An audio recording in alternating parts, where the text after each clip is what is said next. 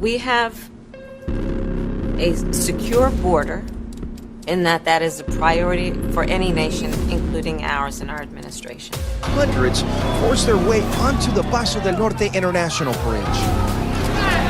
Men, women, and children pushing Mexican soldiers out of the way in an attempt to enter the U.S. The border is not open, it has not been open, and it will not be open subsequent to May 11th. Seemingly endless stream of people making their way on foot towards the United States.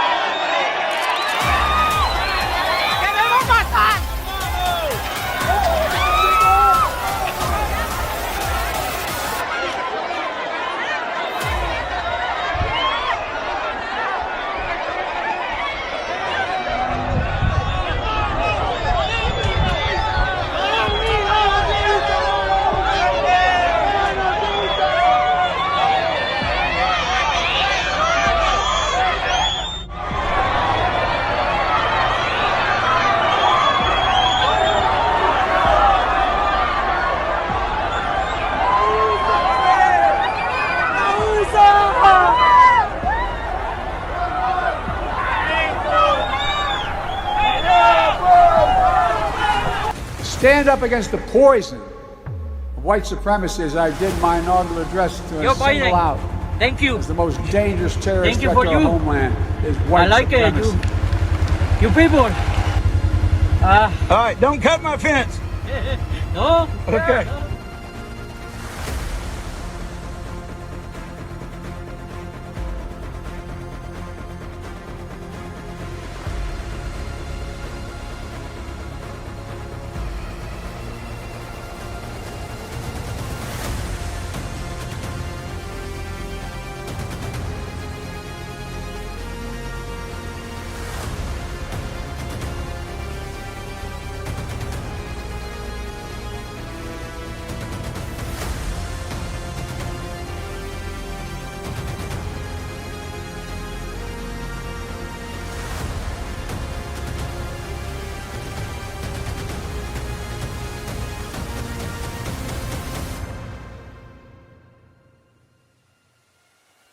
I do think that a very great number of people in America are very uncomfortable with the fact that we are changing, and changing in a fairly radical way, demographically. You need to make sure your child can speak Spanish. Our borders are wide open. You have 3,000 illegal immigrants coming across the border every day.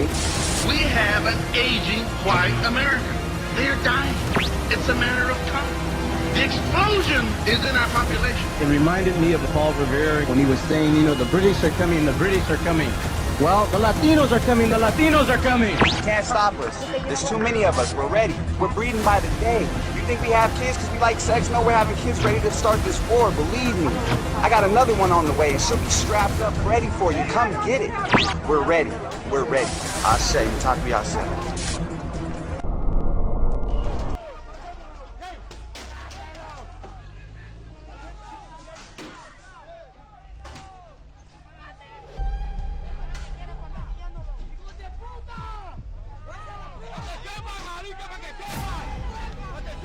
Referenced a Hispanic invasion of Texas. That word invasion is a word that I hear frequently in this committee room in the U.S. Congress by Republican members referring to immigrants, to asylum seekers. And these kind of anti-immigrant attacks have not stopped.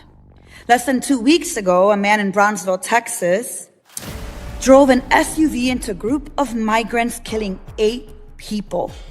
Police are investigating reports that he yelled anti-immigration rhetoric at the group. This dangerous and disgusting white supremacist rhetoric has fueled deadly violence again and again. These are sicarios, elite hitmen who carry out the cartel's murders. They battle the military to hold on to their leader. The government says 10 military and 19 cartel gunmen were killed. The sicarios say the death toll was much higher. Un enfrentamiento grande, la verdad. Como del gobierno, como de nosotros también. Sí. ¿Cuántas personas de ustedes más o menos murieron? And when those kids cross, the teenage boys who owe thousands of dollars to the cartels, the Biden administration flies them to every city in America. They fly them to Kansas. And there those teenage boys are forced to work for the Mexican drug cartels committing crimes to pay off the money they owe. And if they don't pay it off, they'll murder their families. And I'll tell you, as bad as the boys have it, the girls have it worse. There are thousands upon thousands of teenage girls trapped in sex slavery. And yet, for those of you in the media who don't report on that, you should be ashamed. This is evil. And the reason you don't see any Democrats here is they can't defend this. They're counting on the press not to cover it. It's wrong.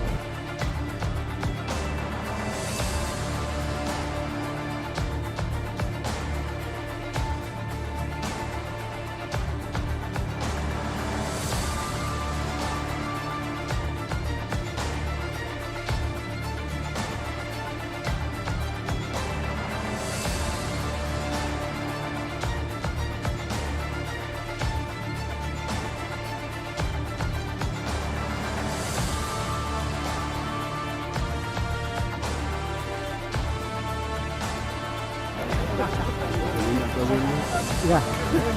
I think to my wife. I say to my wife.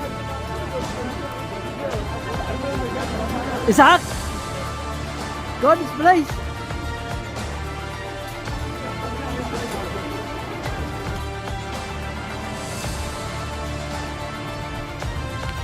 We're out here in Southern California right now, and out here basically in the middle of nowhere, you have all these huts that have been put up where a lot of the illegal aliens, I think some of them from Afghanistan or India, have been building these things and living in them. Secure the border.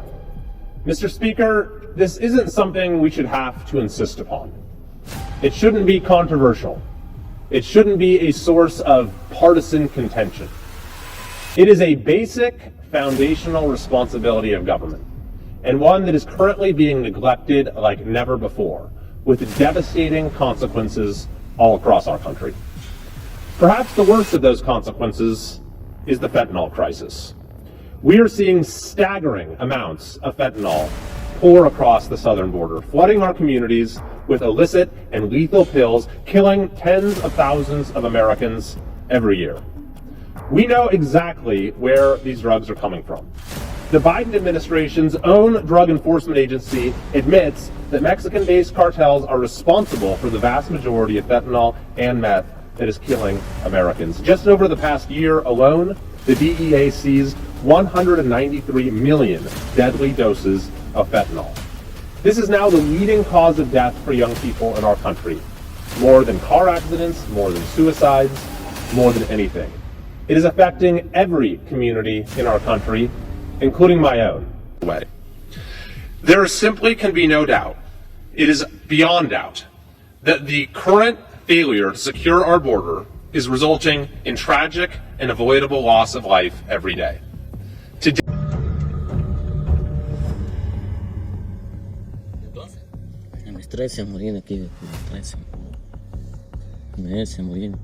These MS-13 gang members go by the name Smiley and Crazy One. They may seem young, but they're deadly.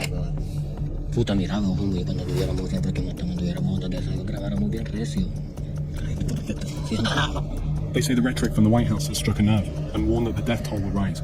Donald Trump right now, he's going hard against MS-13. Do you think this is going to work?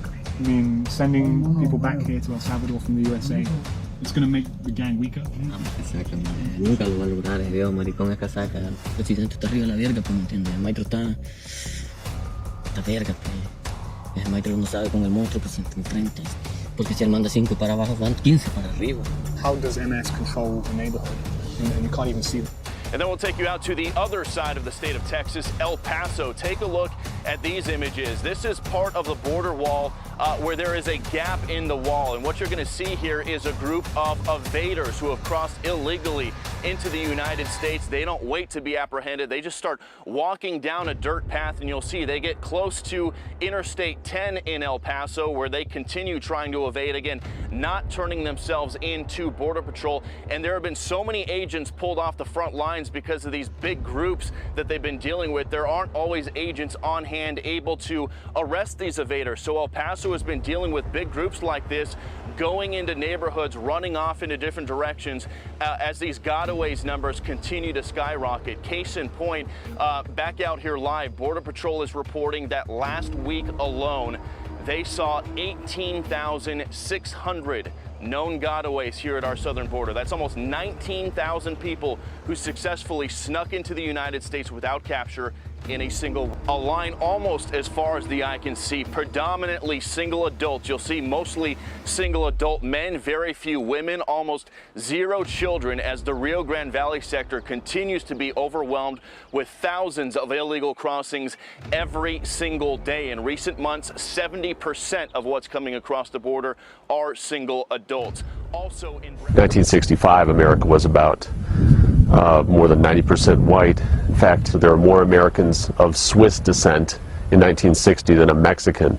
Today, about 1 in 10, actually I think it's edging towards 1 in 9 Americans is a Mexican.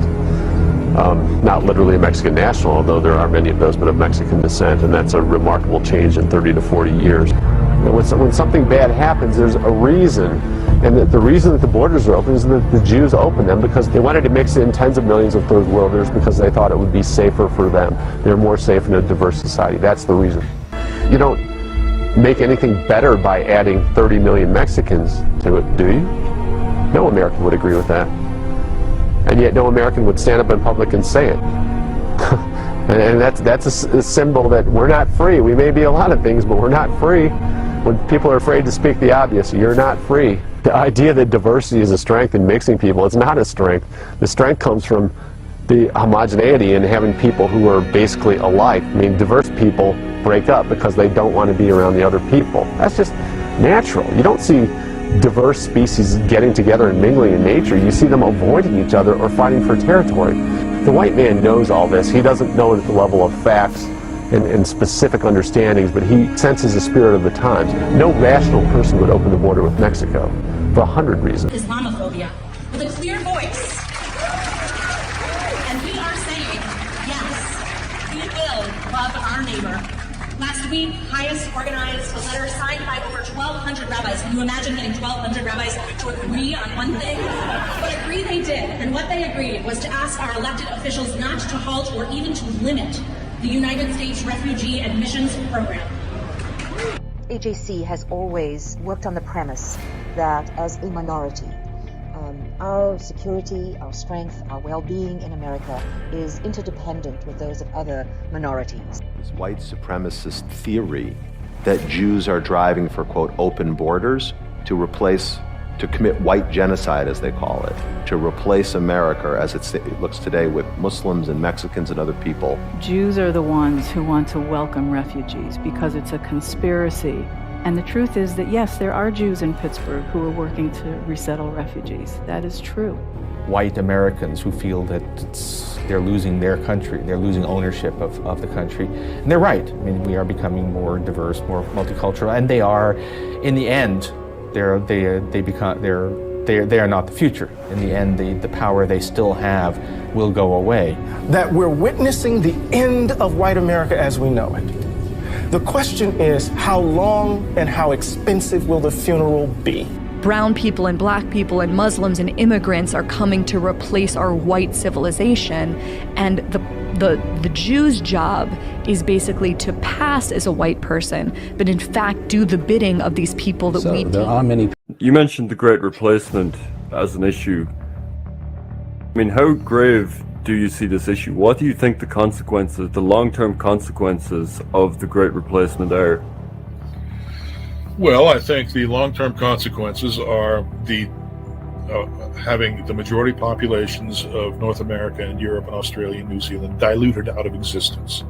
I think basically if you're going to take, 7 billion people, only 300 or 400 million of which are white, and mix them all together, and the non-white ones breed a lot faster than the white ones do. Pretty soon you're not going to have anything resembling a white person anymore. Now, what happens then? Well, that individualism and that particular creative kind of abstraction that whites tend to excel in, that disappears. And then what you've got is a homogeneous sort of, what it is it's an ideal slave race for people who have mastered the techniques of control. Okay, and so we've got these Bernaysian techniques of control and all kinds of surveillance and coercion technology, and political science has gotten to be nothing but a demonic scam, more or less, where people are being fooled. Consent is being manufactured.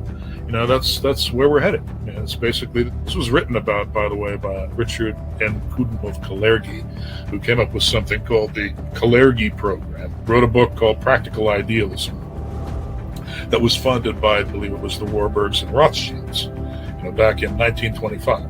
And it had been going on before that. I mean, it goes way the hell back to the earliest, roots of Zionism and communism. But that book was written in 1925 with funding from these central bankers. And it advocates basically for what it is now EU immigration policy, and what, after it became EU immigration policy, which is namely shipping in all the non-whites, it became North American immigration policy as well. So that's what we're faced with now. Basically, the activation of the Kalergi program under the supervision of central bankers who are paying off our governments and our leaders to turn against us and actually replace us with other populations, and basically dilute our genome out of existence in a kind of a vast mocha-colored, what did Kalergi call it? The Eurasian Negroid race of the future. And by the way, big business. Sorry, go ahead. He had basically, Kalergi spoke of two races: this Eurasian Negroid race of the future, kind of mongrelized, mocha-colored hodgepodge, and then you've got, the master race. It wasn't Hitler who came up with that terminology. That was Kalergi. Okay, the master race, and of course, the master race was to consist of whom? It was to consist of Zionist bankers and the European nobility, who were their most lucrative clients. And it's as simple as that. That's what they wanted. A master race, right? Downbreeding everybody else into a kind of slave race. And that's what it's been about since that time. Ever since then, the history of the world has conformed to this program, to this agenda in every way. And people still aren't breaking out. There's no continuity. I mean, basically the book was taken off the shelves in Germany, and now, people deny it exists. Oh, it's a big conspiracy theory. Nonsense. But this agenda has been pushed, and pushed hard for a long time, and it is in full swing. The EU, the European Union, would not exist without it. Yeah, it seems like the brakes are off now. There was a time where this was denied in most Western countries. We were told it was a small trickle of immigration. It was just a workforce. And now they ramp it up. You don't... Fuck you guys, America. Fuck El Paso. Fuck El Paso PD. And fuck the feds and fuck the Border Patrol. People are Why upset? are you questioning my people, sir? You own them? So you're an owner? No, these are my race. This is my bloodline. Read them all. They're all my blood. Don't take me. Don't take me. Don't take me. Don't take me. Don't touch my Okay, camera. don't take me. Don't touch my fucking camera. Don't fucking take me, motherfucker. You're in America. It's a free country. Okay, so what? What You don't gonna want to do? be on camera. Go home. Okay, no, I don't. Go. Go home. You go home. What Let's take my...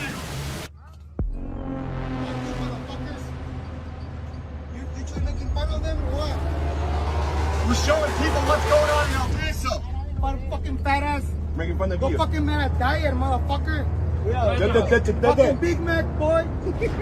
Vete, cómprate una pinche Big Mac, gordito. Also. So this is what you get when you get illegal entry into this country, guys. This is what you get. You get people that disrespect this country, that don't love this country and don't love the freedoms. And this is what Joe Biden is bringing. An unrelenting stream of immigration. Non-stop. you.